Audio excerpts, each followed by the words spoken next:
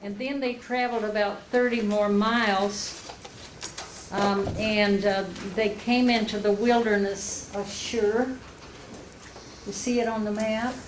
Down by the... Oh, sorry, oops. Wrong thing. Down towards Okay. the Aquinas. Well, they came into, and there was no water. And and then when they did find water, it was bitter. Next week in the movie, you will see where they went. And Jamie Buckingham, who made this years and years ago, he now went home to be with the Lord, but he sent us this. And he said it was calcium and magnesium, which would be a place of purging, to cleansing them from all of the diseases of Egypt. So he calls it a potty stop. You know, where they're going to be cleansed of all of these things of Egypt. The people complained and accused Moses. They had short memories, certainly, as they continue to have. And he cried out, "What shall I do to the Lord?" And the Lord told him to throw a tree into the waters and they would be sweetened. Why a tree? What do you think that was a type of? The cross. The cross, absolutely. Yeah. Why do you think, we might get to that next week, probably will. If we don't, you know, we'll take our time and we'll get as far as we can. But when they had to look at a serpent on a pole, why do you think they had to look at a serpent on a pole? The serpent was an evil, it was a type of evil. And they would be healed looking at a serpent. Why a serpent? Christ became a curse for us, didn't he? Remember the sin offering of the Old Testament? It was so terrible they had to burn, and he was a type of the sin offering, and they had to burn all the utensils that they had used in making the sin offering. It was so bad. So they could look at that serpent like the serpent and they would be healed. They look at Christ, they will be saved. They would be made whole. Okay? Jumping ahead a little. So the people complained, and the Lord told him what to do. And God made a healing covenant with them there, that he would not allow the diseases of Egypt to attack them from then on. And they journeyed 5 miles to Elim and found wells. We're going south now. And do you see Elim on the map? Okay. Yeah, You see it? yeah, right here. I think I'm Halfway down Here our it road. is. There you go. Is that Elim? Okay. All right. Let's look at the stages of spiritual growth that's on the screen. And we all go through this. Experiences, then we have temptation, we have disappointment, then God gives us encouragement and refreshment. And what they had, we have the same thing. God sends manna and quail. Their appetites must be changed from the appetites of Egypt into what they have to have in. See, God's going to give them all of the minerals and vitamins and everything they need, but you talk about monotony of having manna every day. It was then April or May. Israel traveled 8 to 10 miles from Elim to the wilderness of Sin. The whole congregation murmured against Moses and Aaron again, saying they should have died in Egypt, where they had food. And they accused and were very ungrateful and tended to exaggeration, short memories, and short-sighted. God told Moses that he would rain bread from heaven, and the people would go out and gather it. But they could only gather enough for one day, except on a week. They could not gather on the Sabbath. They would gather for 2 days, because if they should gather too much, it would become wormy. God was teaching them that their source was from above. So Moses said the people murmured against the Lord, and the Lord had heard, and he is going to act quickly. The glory of God appeared in a cloud, and he said he's not only going to send bread, but he's going to send meat, that Israel would again know that he was God. In the evening, quail came up and covered the camp. In the morning, there was manna. Each person would gather about a gallon, and on the sixth day gather double. Manna would not come on the Sabbath. They must also, there would be an omer of manna that would be kept in the Ark of the Covenant to teach them that God does provide throughout the centuries. Israel complains about the lack of water. We come to Exodus 17, and Israel journeyed from Sin to Rephidim, the place of provision. They tempted God. They accused Moses of bringing them out to kill them. Moses was told to go before the people with the elders, with his rod, before a rock in Horeb. And there he would smite the rock, and water would pour out for all the people and the animals to drink. This was called Meribah, the meaning contention. It was a place where the people tempted God. Moses now learned many important lessons. He learned that there was an end to his ability. He learned that he must trust God. He must turn to God. He could not meet their needs. He learned that God wasn't always patient. As patient and long-suffering as he was, there would be an end to it. He had to stand in the gap a few times for the people. And he learned that God never left him, that God was always with him. He learned that God has great storehouses of provision for them. And he learned that through prayer, there was great power placed in his hands. The defeat of the Amalekites. This was an offshoot of Esau. This was the gypsy group of the Edomites that wandered around through the deserts robbing people to live. Israel is now at Sinai, and they are attacked by these people. And Moses commissioned Joshua to lead an army against Amalek, or the Amalekites. Aaron and Hur stood on the mountains Moses was lifting up his hands, and as long as he lifted his hands, this was a type of intercession for the army, the battle that was going on. See, Israel were not fighters. They didn't know how to fight. They had not been trained in Egypt to be in an army. They were building buildings, making brick down in Egypt. But they were attacked by this group of people that knew how to fight. And Moses went up the top of the mountain, lifted his hands in prayer. And when his hands grew tired and he had to put them down, and Aaron would lift his hands up. And this is a type of how we stand with people in prayer. They can't always, there's great power in joint prayer. And this is a good lesson to teach us that. And through it all, Joshua disabled or mowed down the Amalekites. That's what it meant. He won this great battle.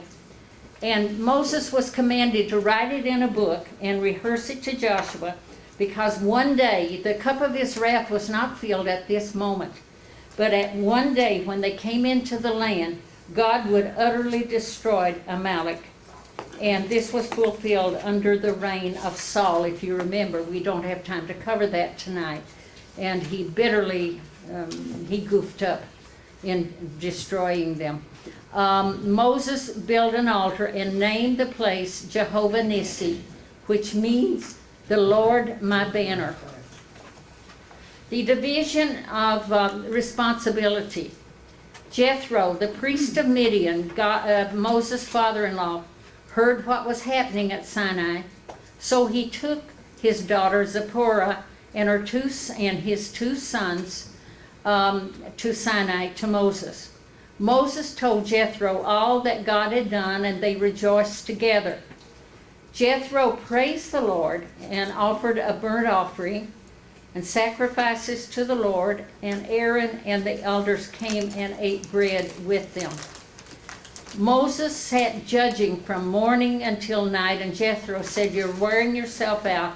And he told him to look among the people and find able, truthful, godly, and wise rulers and judges that would judge the small matters, some over thousands, some hundreds, some over 50s, and some over tens. Moses would only hear the hard cases that he would judge.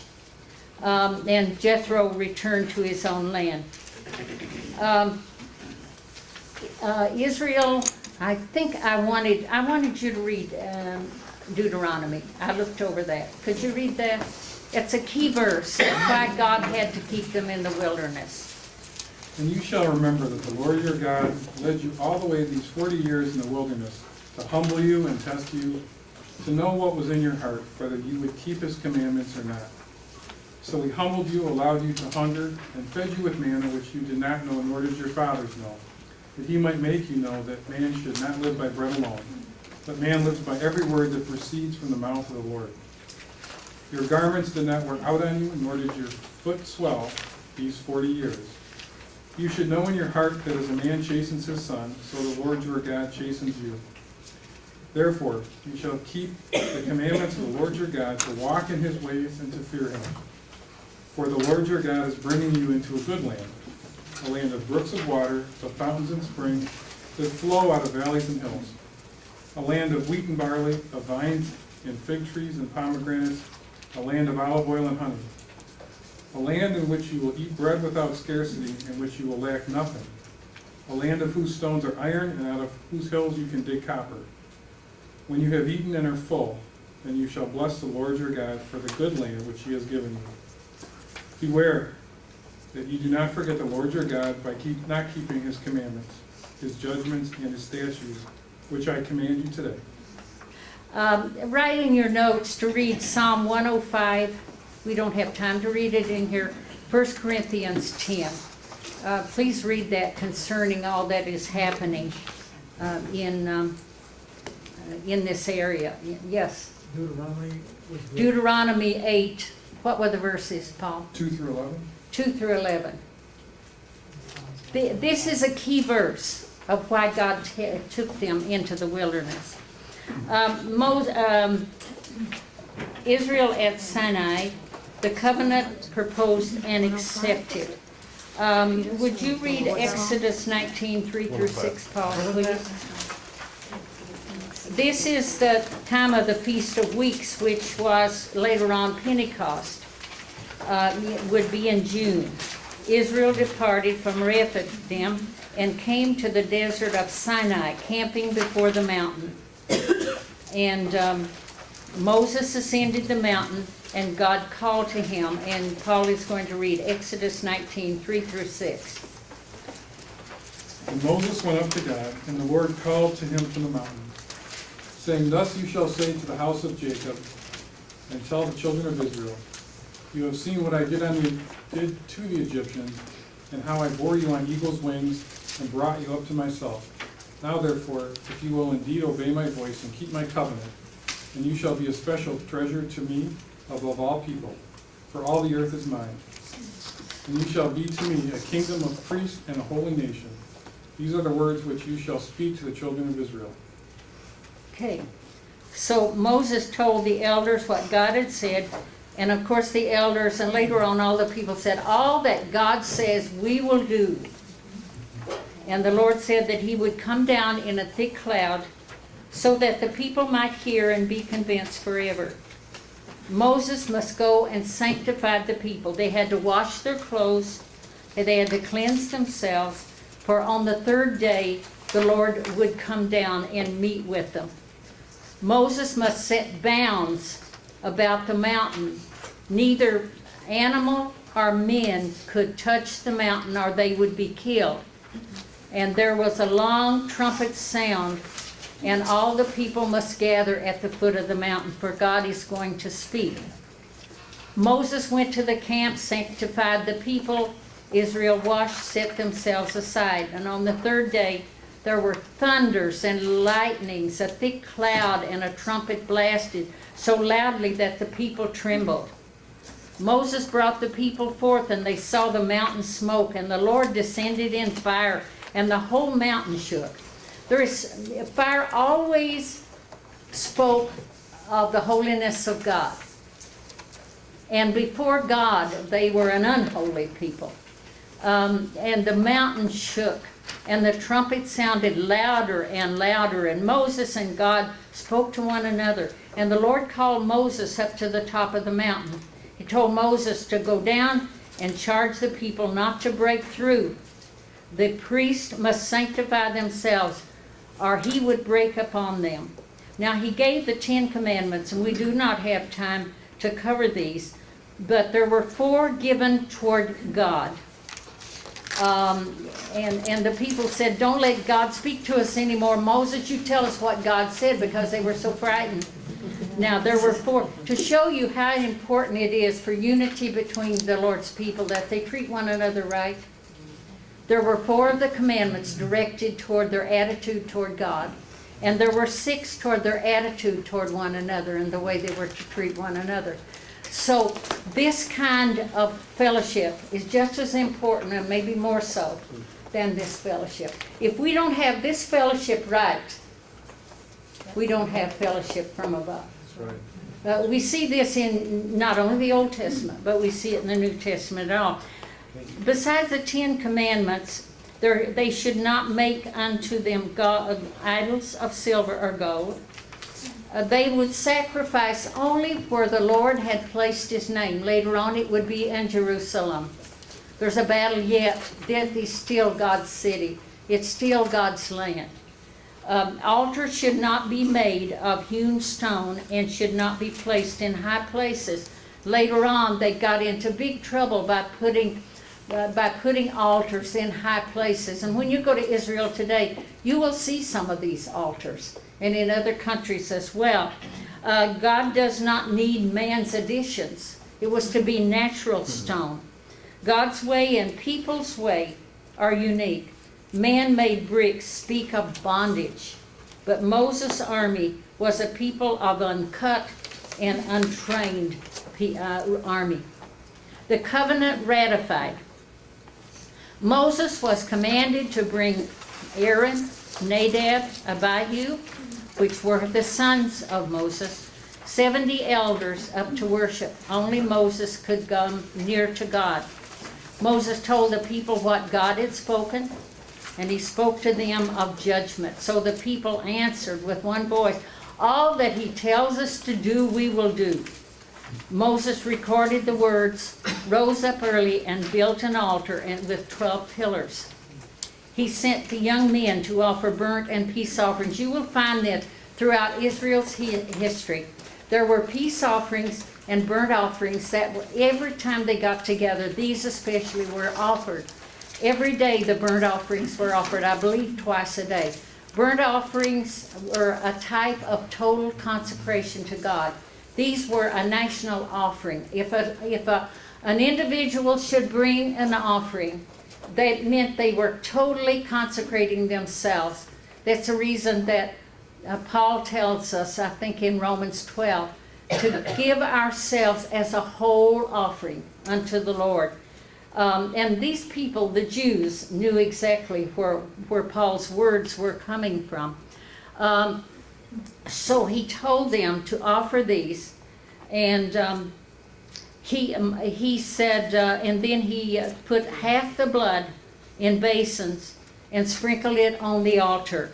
Then he read from the book of the covenant to the people. They responded, all that the Lord has commanded us we will do. Then Moses sprinkled or threw the blood out over the congregation, and said, Behold the blood of the covenant which the Lord has made with you. This is the covenant that he swore that he would keep to 1,000 generations under animal blood. The Lord's glory revealed, Exodus 24. Moses and his party went up as commanded by the Lord, and they saw under the God of Israel a paved work of sapphire stone. Moses was commanded to go up into the mountain where God would give him the commandments engraved in stone tablets. He must teach them to the people. He arose with Joshua and went to the elders, saying, Stay here until I return. Aaron and Hur were with them if something should occur. Moses ascended into a cloud that abode on Sinai for 6 days. On the 7th day, God called Moses to come up. Israel looked at the mountain and saw a devouring fire. Moses disappeared in it for 40 days. And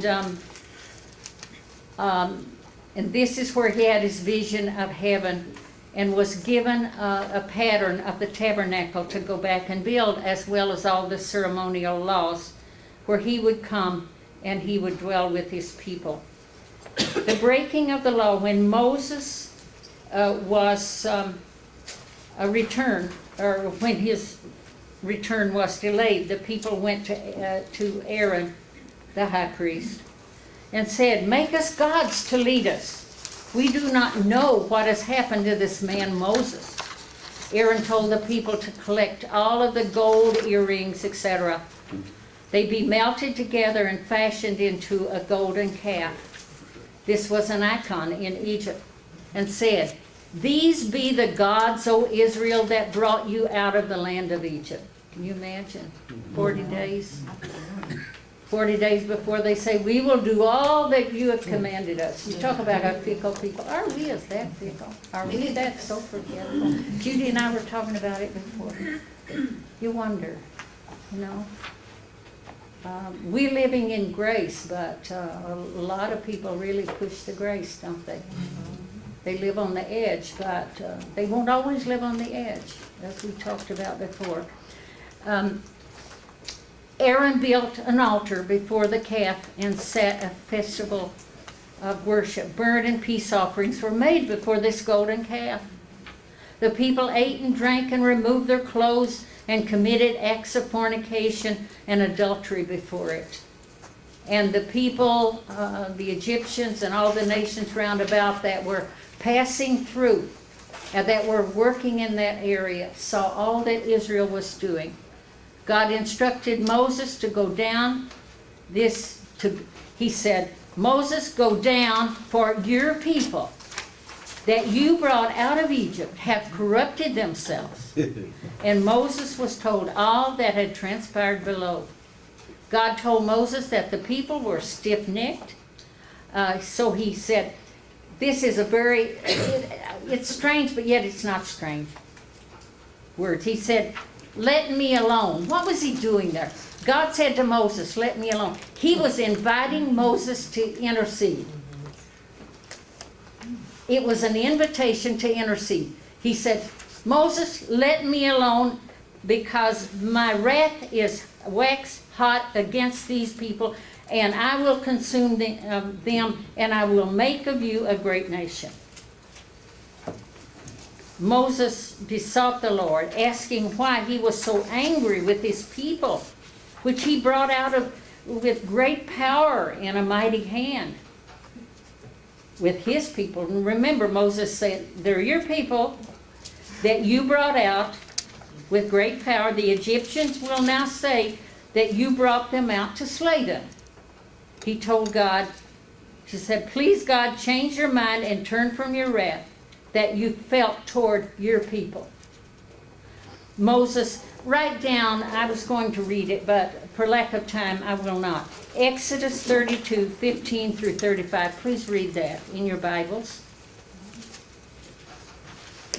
Moses called attention to the patriarchal covenant, which he swore by himself to multiply their seed as the stars and would give them Canaan forever. God changed his mind, and Moses descended the mount with the stone tablets in his hand. Joshua heard the noise of the people, believing there was war in the camp. Moses said, "It's not war." He drew near, saw the calf and the dancing, and he was so angry that he threw the stones down that God had written upon, and he broke them. He threw the calf in the fire, ground it to powder, sprinkled it upon water, and forced his people to drink it. Dr. DeHaan, in a little book called The Chemistry of the Blood, says, and he was a medical doctor and a scientist, he says in that little book, he speaks of Moses' knowledge of the science of chemistry. For the process used shows a type of blood, for it would have been a deep red color, the act of atonement, diverting the wrath of God. Aaron begins to make excuses. So don't be so angry. You know the people are set to mischief, to his brother Moses. They wanted the calf to lead them, and I threw gold in the fire, and the calf jumped out. The great high priest says, what a lie. There's a lot of things that God showed mercy to the great high priest. They're supposed to be perfect. Later on, when Miriam was stricken with leprosy, he didn't strike Aaron, and he did the same thing that Miriam had done. If he had been leprous, he could not have served as a high priest. You see grace again. Moses saw the people naked before their enemies, so he stood in the gate of the camp and said, "Who is on the Lord's side? Come to me." Then they must go throughout the camp and slay the guilty. Only the Levites responded. 3,000 men were slain. Levi vindicated themselves from their terrible actions in Canaan before, becoming the religious tribe. Moses commanded that the people consecrate themselves, and he told them that they had committed a great sin, and he would return to God and make atonement for them. Moses confessed the sins of Israel and begged his forgiveness. He said, "If you do not," boy, how bold was this Moses.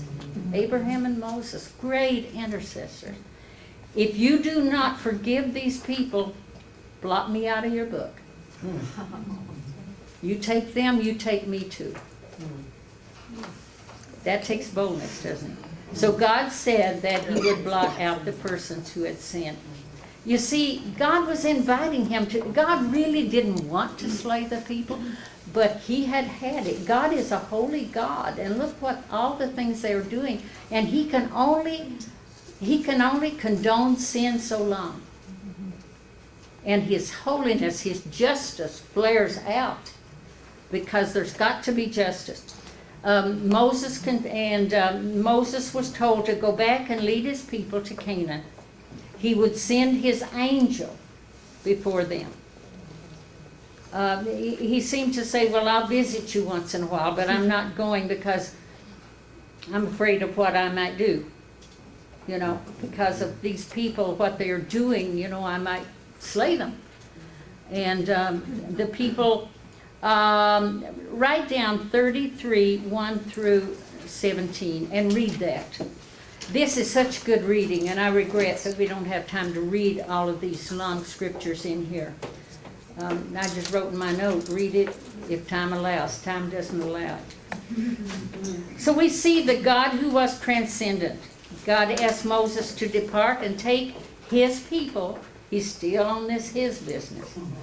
And which he brought out of Egypt, you brought them out to their covenant land, and he would send an angel before them, and he would drive out their enemies. And the Lord would not go up with these stiff-necked people. Otherwise, he'd be tempted to consume them. The people mourned when they heard what God said. They stripped off all of their ornaments. Moses set up a tent away from the camp called the Tabernacle of the Congregation, and the people went outside of it to seek the Lord. When Moses went in, the people watched intently as they saw him enter.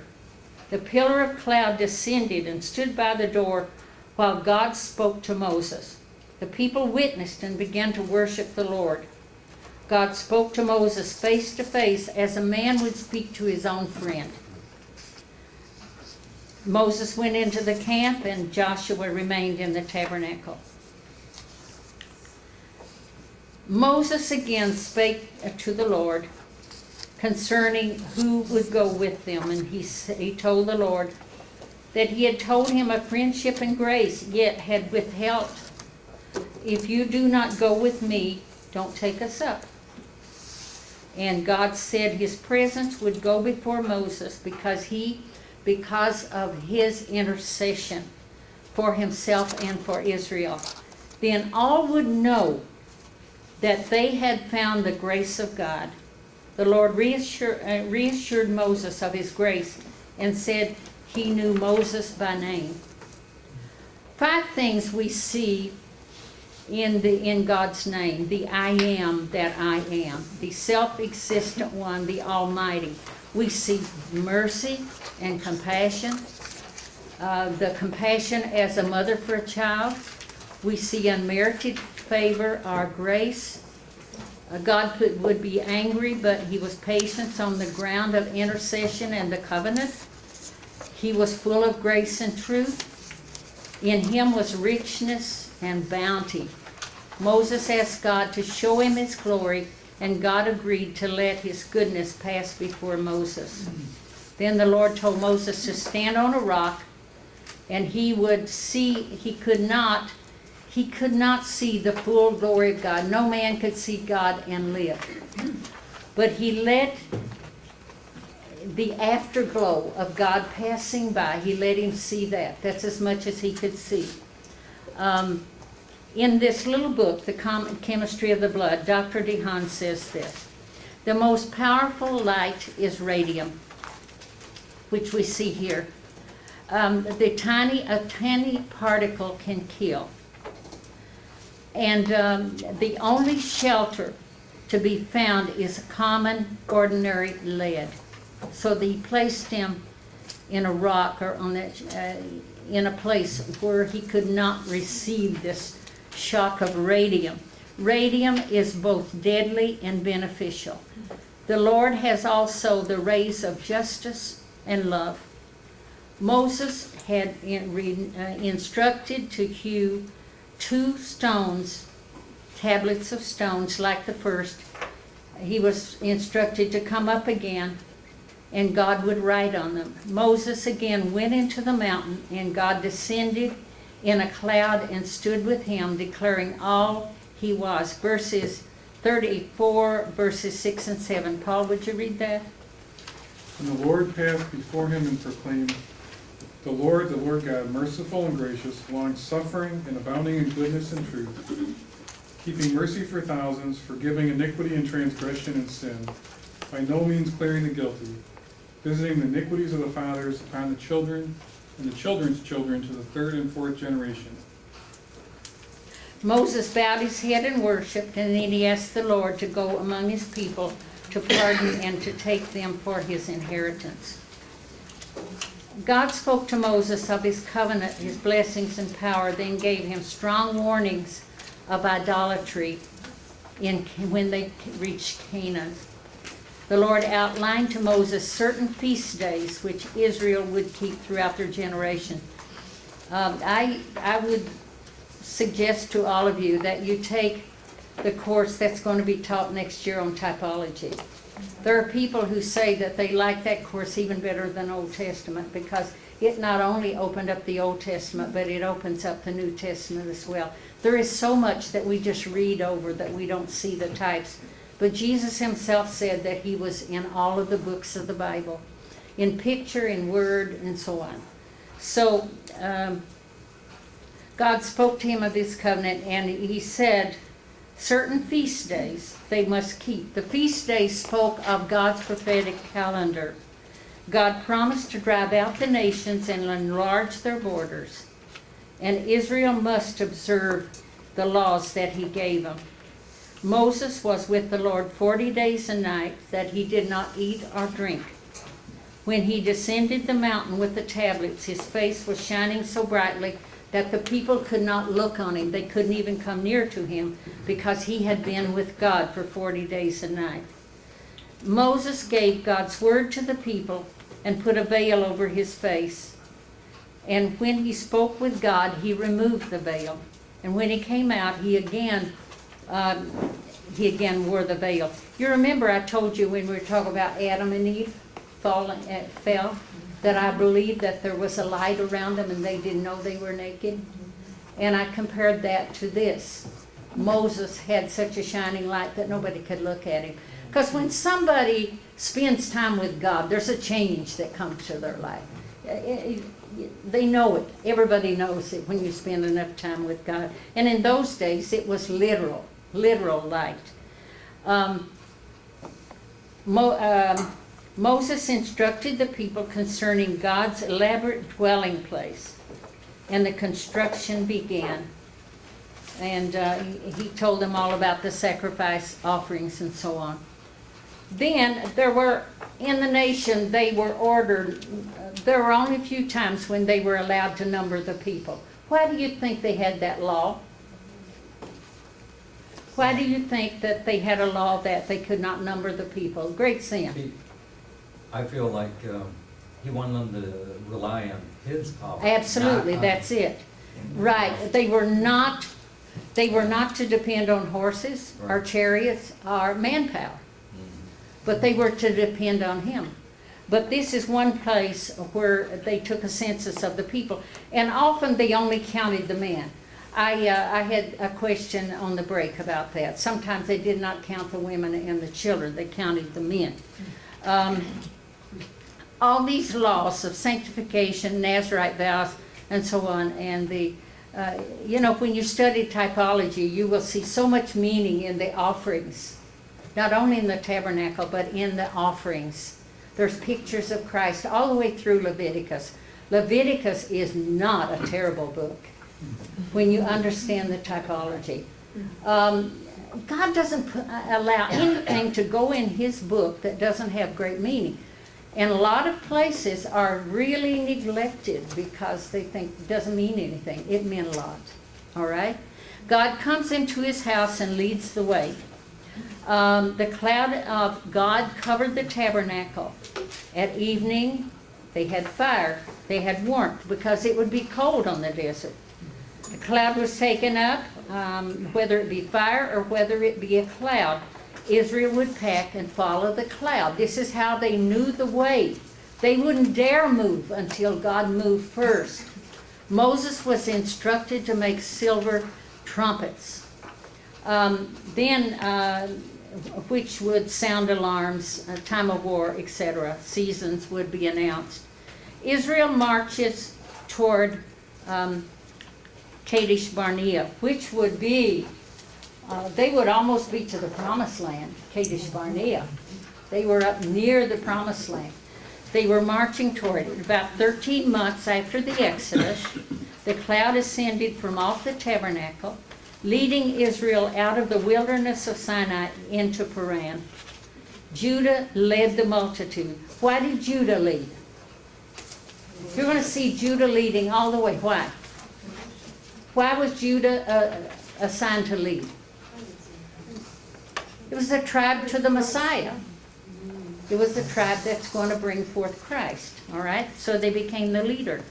Moses asked his brother-in-law, Hobab, a Midianite, to travel with him to Canaan. He said no, he wouldn't go, he's too old or something. But he changed his mind. Later on, when we come into Israel, and we begin especially in the book of Judges, you will find a group of people who were descendants of Moses' brother-in-law, and they were called Kenites. Remember that. Mark that. You're going to find that the Kenites are going to, when Saul was destroying the Amalekites, that the Kenites were in the area and they were taken out so that they would be saved. In the book of Judges, there's a great battle going on. and up in a mountain in the middle of Israel, between some of the enemies of God and the people of God.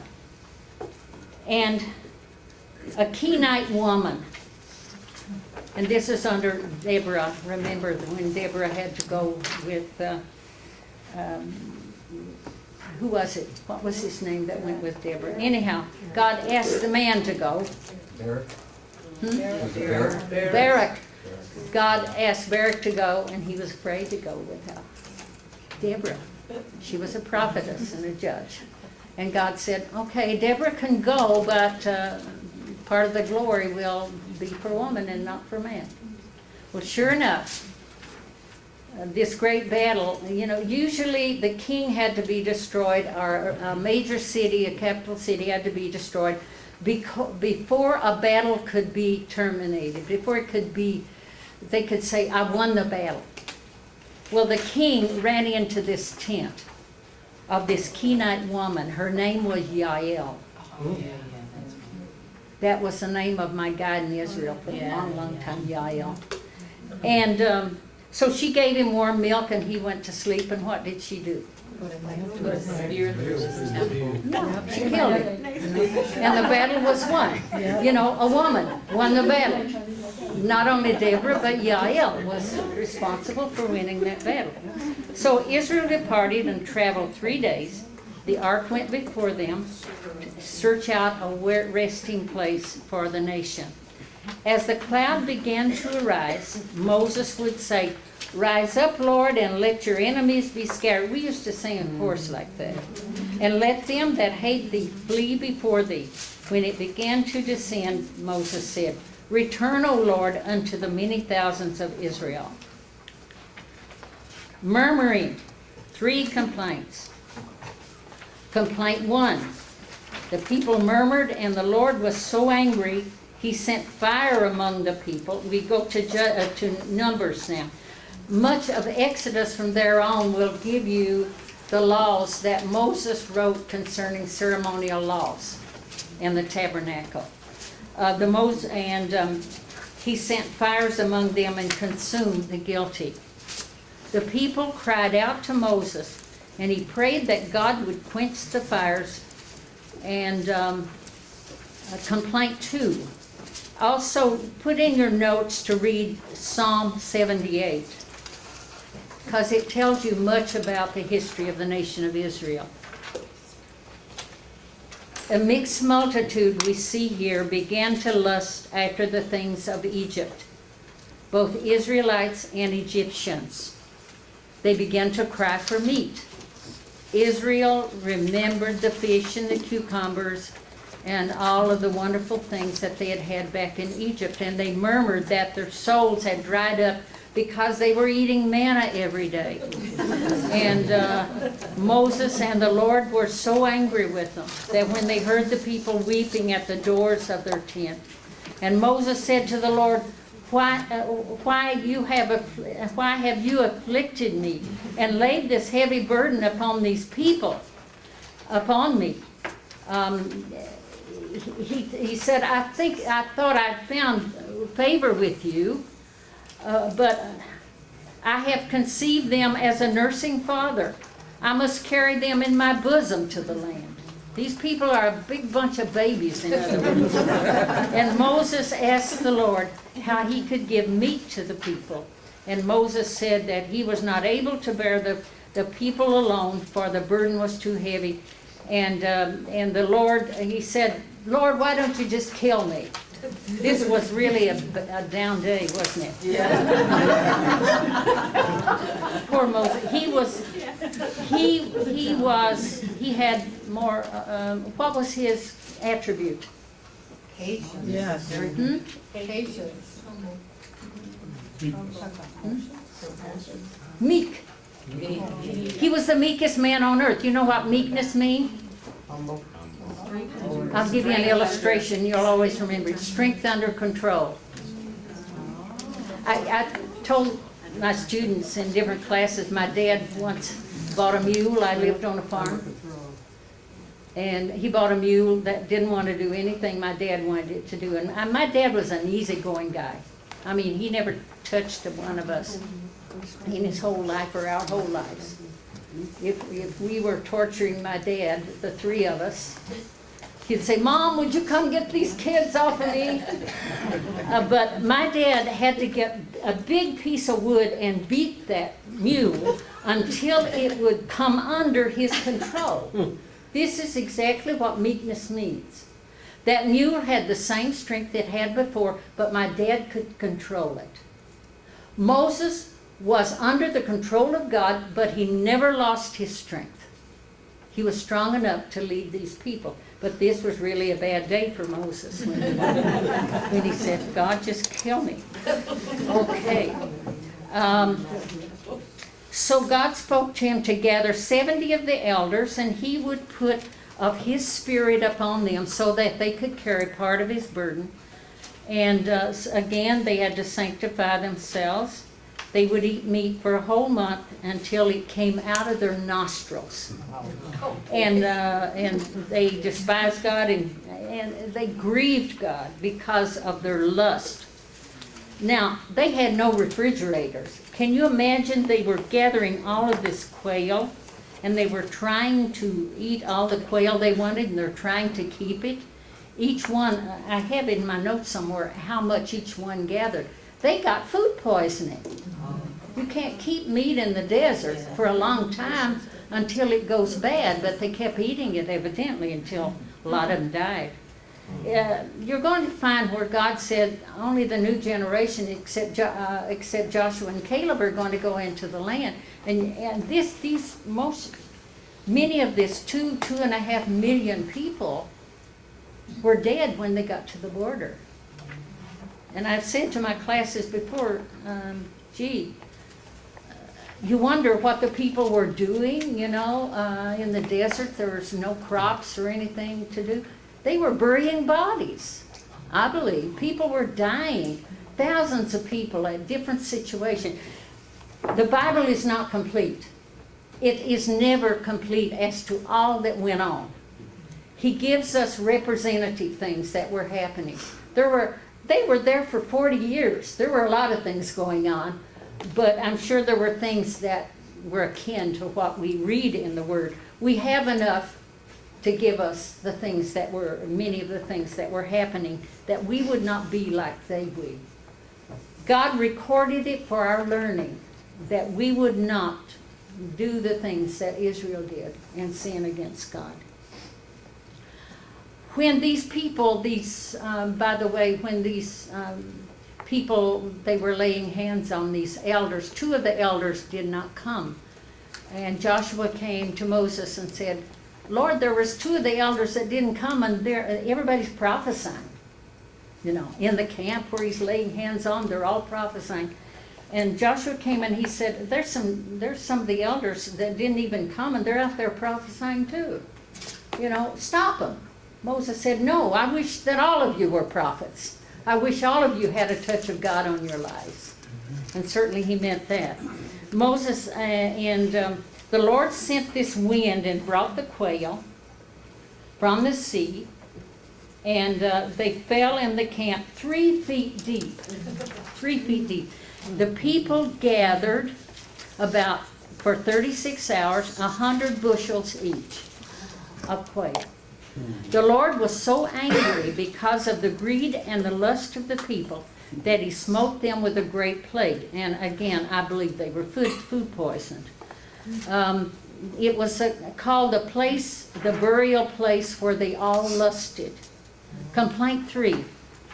Miriam, who was the sister of Moses, who was a prophetess, and Aaron the brother, who was the high priest, spoke against Moses because he had married an Ethiopian, a Cushite, a black wife.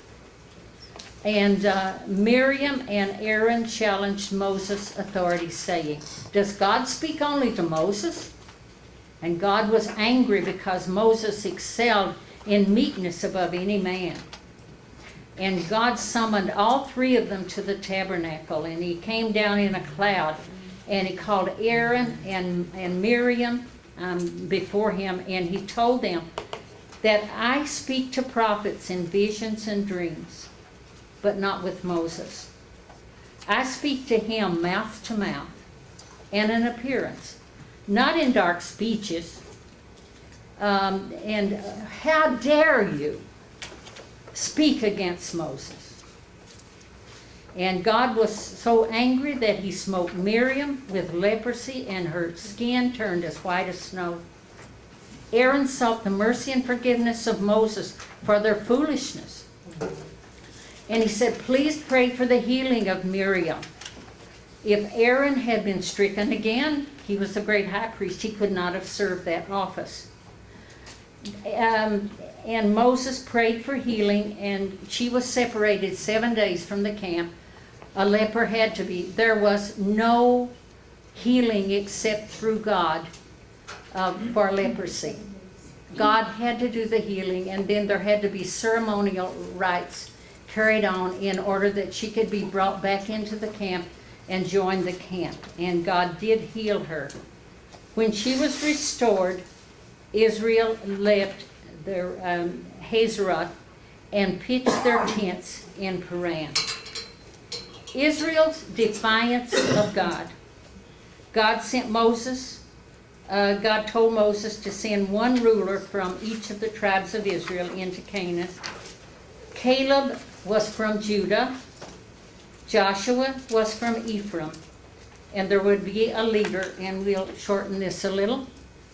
And they were to come back, and they were to tell about the land. It was fruit season, possibly September, October. This was the fruit season. The men searched 250 miles of the land from Zin to Rahab. One cluster of grapes was carried by 2 men. Oh, I'm behind. Sorry, got carried away. Sorry, Sharon. After 40 days they returned, and they spoke of a land flowing with milk and honey, and showed them the fruit. Can you imagine one cluster of grapes carried by men? That's what bounty there was in that land. Nevertheless, the people were strong, cities were walled and great, and the children of Anak. Who's Anak? The giants. The children of Anak are there. They spoke of all the nations that dwelt throughout the land, and Caleb stilled the people and said, let us go up at once and possess the land. We are well able to overcome it. When Caleb went into the land, guess what? Moses had before, in the book of Deuteronomy, Moses said that he would inherit, and Joshua gave him the mountain of giants. He's a man 80 years old. They have all of these young people. And here is Caleb going into the mountain, and they're crybabies, wondering why Joshua did not rid their territory from some of the Canaanites. God wanted them to rid some of the rest of them out of their territory. But Caleb had a different spirit. Joshua had a different spirit. That's the reason they were allowed to go in the land. After 40 days, they returned. But they said Caleb stilled the people and said, let us go up at once. 10 of the leaders brought an evil report, and only 2. This is what the people said, some of the leaders. We are as grasshoppers before the people in the land. We're like little grasshoppers. That's an exaggeration, isn't it? The whole congregation began to rebel. The people cried at night, and they murmured against Moses and Aaron, and they wished they had died in Egypt, and they wanted to return rather than to die by the sword, so they planned to find a captain who would lead them back. Moses and Aaron fell on their faces again, and Joshua and Caleb tore their clothes in such repentance, and crying out to God to really help them. And they tried to reason with the people and encourage the people by saying that the people of the land would be bread for us, for the Lord is going to go with us. But the people started to stone Joshua and Caleb and Moses and Aaron. And the glory of the Lord appeared and stopped them from stoning them. God spoke to Moses, "How long will these people provoke me and fail to believe me in spite of the signs that I have performed among them? I will smite them with disease and disinherit them, and will make you a greater and a mightier nation." Moses again prayed. He interceded, saying that the nations would witness his slaying them and would say, "You are not able to take your people into that land." Moses knew God intimately, and he reminded him of his attributes of long-suffering and mercy and forgiving grace. He appealed to God on the basis of the covenant as well. And the Lord said the people had seen his glory and miracles, yet had tempted him 10 times. Therefore, they would not see the land. Caleb, who had another spirit, would enter and possess the land. Their carcasses, the carcasses of the murmuring people, would fall in the wilderness from 20 years old upward, except Joshua and Caleb. Their children would wander 40 years in the wilderness, 1 year for every day that they searched the land. The men who brought the evil report died by plague. The people mourned greatly. They rose up and made plans to go up to Canaan by themselves. They couldn't go before the cloud went. Moses told them that they couldn't go, for God would not be among them. If they should attempt it, their enemies would kill them. So, Numbers chapter 15, the Lord gave Moses instruction of what should be done when they entered the land. Now, and some of the people tried, and they were slain. The rebellion, 3 situations are occasions that validate Aaron's priesthood, because they did the same thing against Aaron that they had done against Moses, that Aaron and Miriam had done against Moses. Korah, who was a Levite, and 2 others, Dathan and Abiram, who were Reubenites, took 250 men of renown, leaders in the camp, came against Moses and Aaron.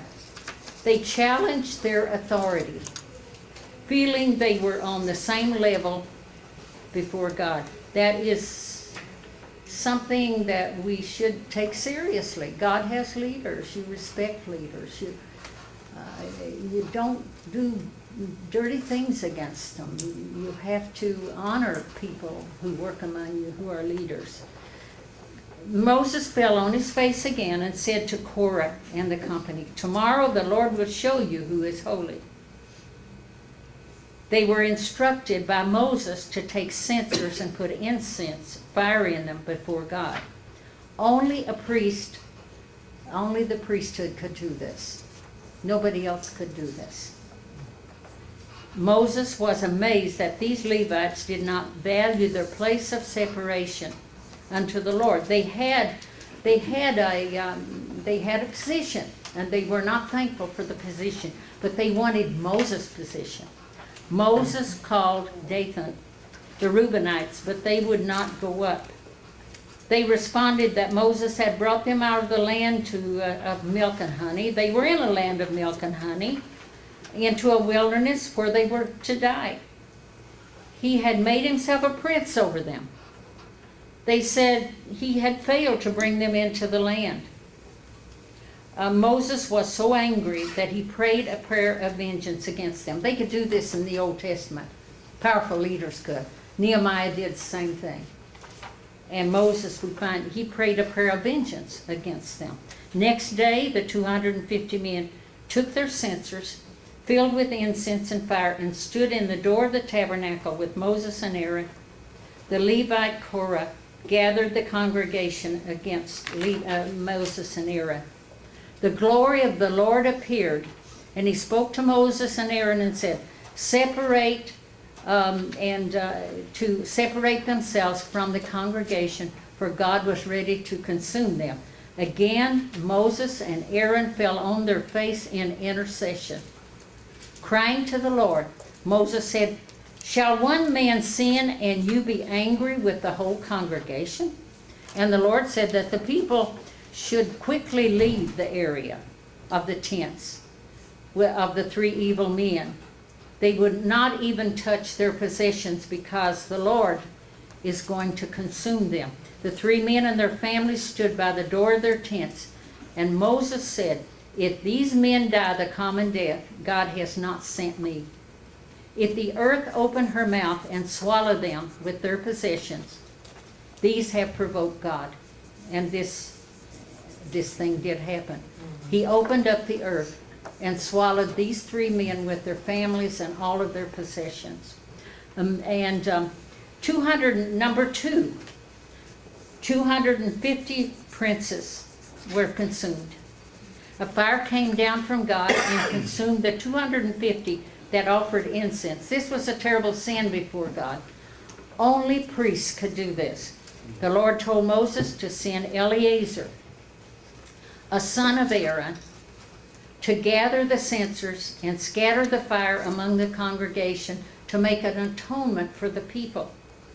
The censers later on were used to make plates to cover the altar, which became a memorial for Israel. Number 3, the people murmur and Aaron's priesthood is validated.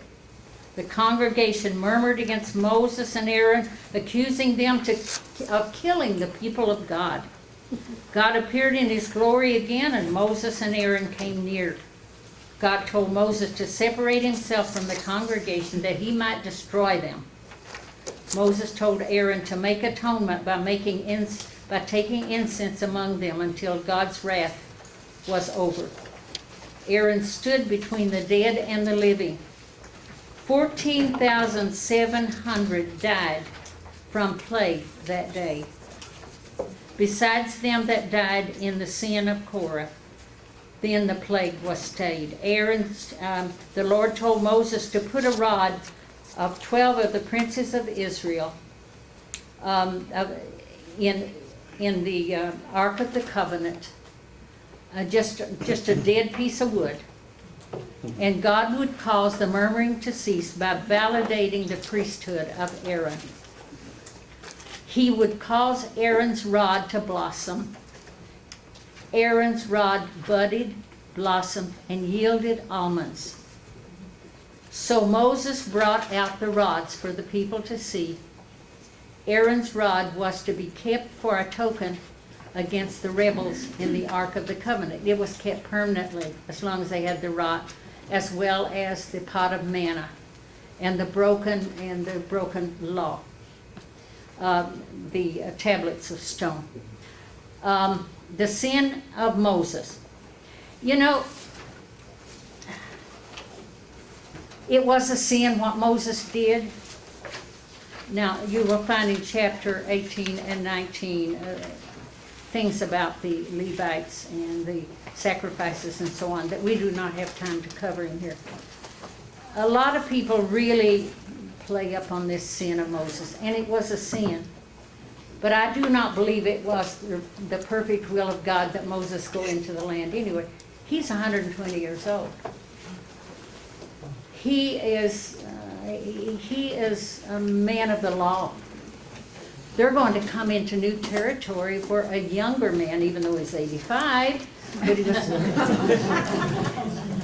Well, these men had great strength when they trusted God, and greater strength than we have today, too. I believe that it was not God's perfect will for him to go in, but Moses did sin. Let's see what he did. There was no water. They traveled to the desert of Zin. At Kadesh Barnea, Miriam died and was buried. No water, and the people gathered against Moses and Aaron, and they wished they had died with their brothers. They continued that they had left a place of seed to go into an evil place. Moses and Aaron went to the tabernacle door, fell on their faces again. They must have been bruised. There was one of the church fathers, I forgot his name now. John spoke of him, that he was such a prayer warrior, and he stayed on his knees so much that he said he had camel knees. I've forgotten his name, it slips my mind. So God told him, just take your rod and speak to the rock and water will come forth. Moses took his rod, he is impatient, gathered the people and angrily said, "Hear you rebels, must we fetch you water out of the rock?" He smote the rock twice, an act of disobedience, unbelief, and anger. What was the rock a type of? Christ. He was only to be smitten once, right? And he smote it 2 times even then. They were to sing to the rock now, not to smite it. Water flowed out, and the people and the beasts drank. The Lord spoke to Moses and Aaron, "Because you believed me not to sanctify me in the eyes of the nation of Israel, you will not bring this people into the land." Again, Moses was a type of the law, couldn't lead people into rest, which Joshua would lead. Joshua was the type of Jesus Christ, who could accomplish this in leading the people into rest.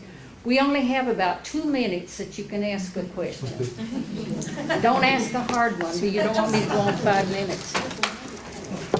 Any questions? Yes. The symbol, the medical symbol, has a serpent on the. Oh, yeah. Yeah. What does that symbolize? The medical symbol has. Well, I think it came from that. Okay. I think it came from that history. Healing. Healing. They looked at the serpent, and they were healed. They looked at Christ became sin for us on the cross. It's explained, I believe, in the Gospel of John. Okay, anyone else? Quick question. Yes. They complained they didn't have meat, but they had their flocks. Why didn't they eat that from them? Pardon me? They had their flocks. Why didn't they eat? They had cattle, and why didn't they eat that from them? Oh, that was to belong to God. He gave them what they needed for nourishment, but that was to belong to God. They didn't dare steal what belonged to God.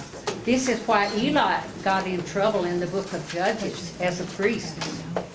His sons stole the sacrifices that the people brought in, and they loved the fat, but that always belonged to God. And when it talks about Eli being this old fat man that fell off his seat and broke his neck,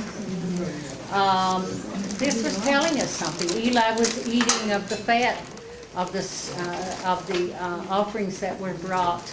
Not only were the sons stealing it, but he was condoning it by participating in the eating of the sacrifices. No, these were for sacrifice. They were not for eating. All right? Okay, that's all the time we have. Thank you, Lord, for your word again, that you have given us, that we marvel at your love and your mercy and your grace. And we hope that in this study that we will see some of the mistakes that nation made and got in trouble, that we will not make the same mistakes. We just pray that this will become life and a way of life to every one of us. Thank you for everyone that's here and those that are away. A couple of people who are sick that I can't remember, you know who they are. And I ask you that you would just go with us to our home, and we'll thank you for all that you're doing in Jesus' name. Amen.